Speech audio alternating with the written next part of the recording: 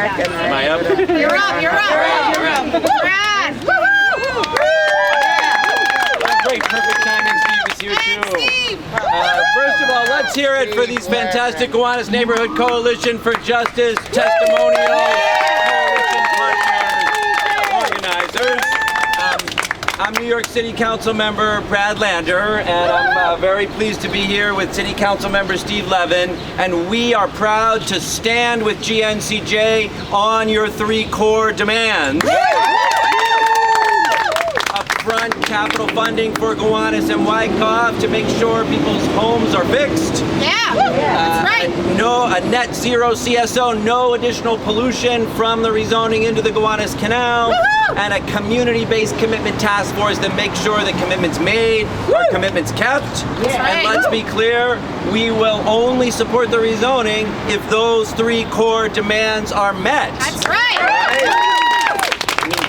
Today is the first public hearing at the community board level, so this process has a ways to go before it reaches the city council. But when it reaches the city council, Steve and I are committed to making sure those three core demands of GNCJ are met before we will vote in favor of any Gowanus neighborhood rezoning. Is that clear? Yes.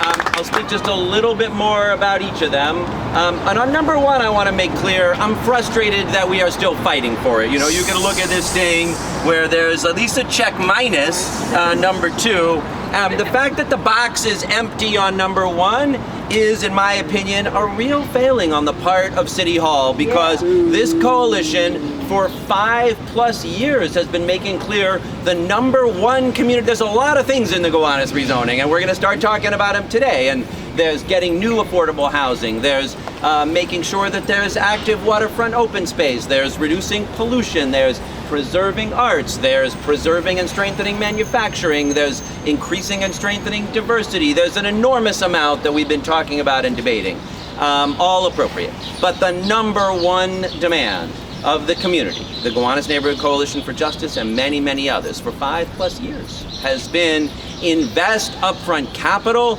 in Gowanus and Wyckoff, and the fact that there is still no meaningful offer on the table, honestly no offer on the table whatsoever, when we are here at the Community Board 6 public hearing to begin public testimony on the rezoning is unacceptable. That's right. You know, that there is an appropriate part of negotiations through the ULURP process. Like Steve and I have been through this a lot of times, and we get that you go through this process and you debate, will there be funding for this new park, or will there be this intersection get addressed? And you negotiate those things through the ULURP, and that's how the ULURP process goes. It should not be that way with the community's number one demand. We already should know how we are going to address the existing needs. Because let's remember, you know, we're not talking about new like roof gardens. We're talking about people's kitchens and bathrooms and elevators and stairwells and lighting and electricity and just basic housing needs that every single person deserves, and that our neighbors in Gowanus and Wyckoff do not currently have. So this is not like some, negotiating position. This is just basic decency. We want a more inclusive community, and that's why we're talking about this rezoning from the beginning. But how could you say there'll be 3,000 new, beautiful, newly built affordable housing units, and then say to your neighbors who have been here for years, for decades, 40 years. that you don't have a plan to make sure that their homes are in basic, decent, habitable condition. So that's like demand number one. It's been demand number one for more than 5 years, and we're not going anywhere until that happens. I'll be briefer on the other two because you heard really useful things about what it means to make sure there's no additional sewage in the canal. We're going to fight and stand up and make sure that happens. We've written a letter to the EPA to ask them to take a look at the city's modeling and make sure that the new stormwater rule will indeed protect the remedy, keep the Gowanus Canal clean, and we're going to fight to make sure that that is true. And then look, Steve and I are in our last few months now, so this principle that there must be a community-based task force is because the community deserves it. The community's done the organizing, the community has done the planning, the community needs to be at the table in making sure the commitments made are commitments kept. But it's also true that we're not going to be there to do it, and so that must be there. And I just want to add, because you heard this a little bit from Ed, but I just want to flag there's a broad community-based task force to make sure broadly that commitments made are commitments kept, and then there needs to be a very specific and focused set of oversight with public housing leadership and with public housing tenants to make sure that commitments made in NYCHA are commitments kept as well. My last word and there'll be a lot of other things to talk about. I gotta hustle because we're gonna go testify in just a minute, and I'm gonna be back and forth on Zoom and in person to really mostly listen today. And that listening is what I have been so proud to be part of doing with you, because I have actually never seen in my time in public office a coalition that's done the organizing work on a land use and planning and development issue like the Gowanus Neighborhood Coalition. Yeah! This stuff is hard, and we know it's hard. These are the most contentious issues, but they matter. They're not just for shouting, they're not just for signs, they're not just for yelling. People's homes, people's lives, our neighborhoods matter. And the fact that you have built this coalition of public housing residents and private housing residents, of homeowners and tenants, of environmentalists, of artists, of small manufacturers, of people who care about building a sustainable and inclusive neighborhood, stuck together through a lot of years and a lot of challenges, built a clear set of demands, but then all these other important issues as well that we will still be fighting for. That's really what community planning and community organizing are supposed to look like. And I just want to say how grateful. We could not even be thinking about whether this would be appropriate without the grassroots organizing work of every member, every organizational member, and all the people here and the hundreds more that have taken part in the Gowanus Neighborhood Coalition for Justice. So thank you all for doing that. We're going to stick together and get this done.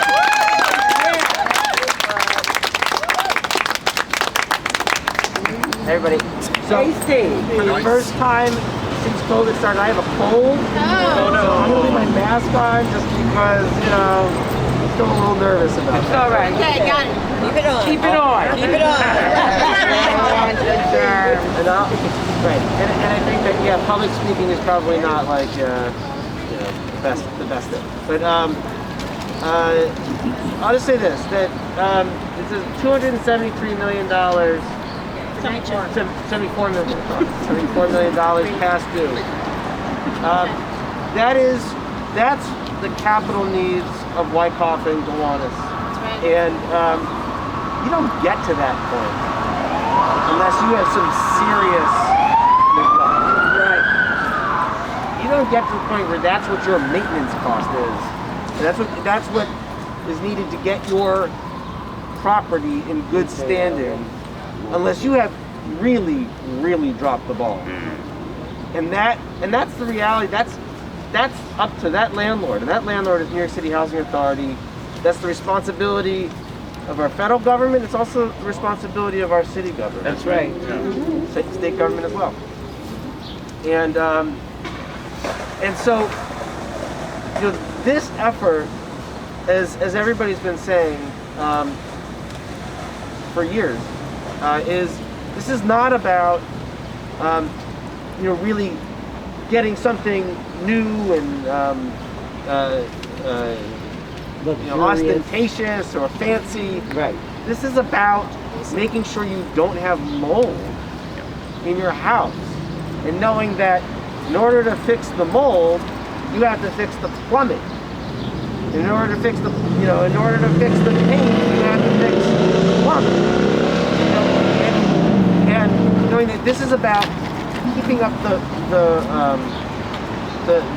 bones of these buildings, because we're not in a position to build new public housing in New York City. We don't have the money, but we do have the ability to preserve public housing in New York City. Yeah, we do have the ability to do that. And when we're looking at doing things from a zoning perspective that's going to, in the years to come, generate hundreds of millions of dollars in tax revenue.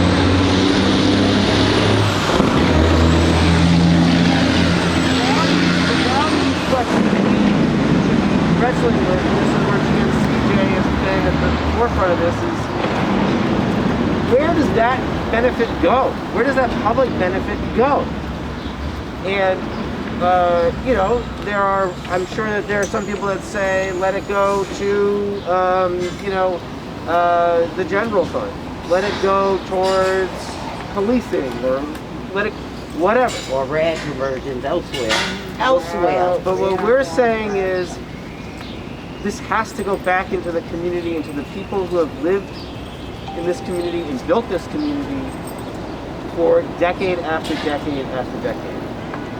It's been, for me, the last 12 years, it's been the honor of my life to be able to represent this district and work with the amazing communities at Wyckoff and Gowanus and Warren Street, and I've gotten to know these amazing families who have stuck with this community year after year and invested the sweat equity in it, and our rent money.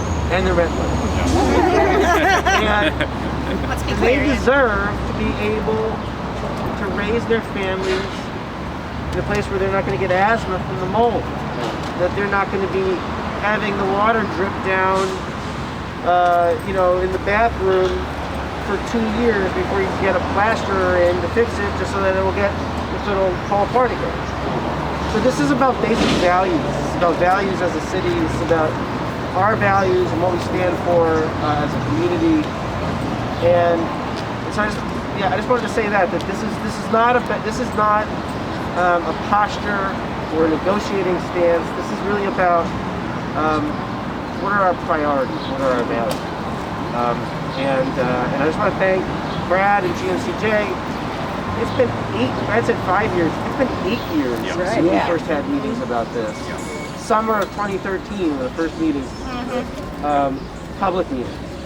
I remember they were hot. Yes, yes. Still are. Yeah, and that Start Our Lady of talking. Peace, that Our Lady of Peace auditorium. How ironic. It's been a long time. And this is what community planning looks like. And frankly, this is a really strong demonstration that stuff is hard. It takes time. It takes community.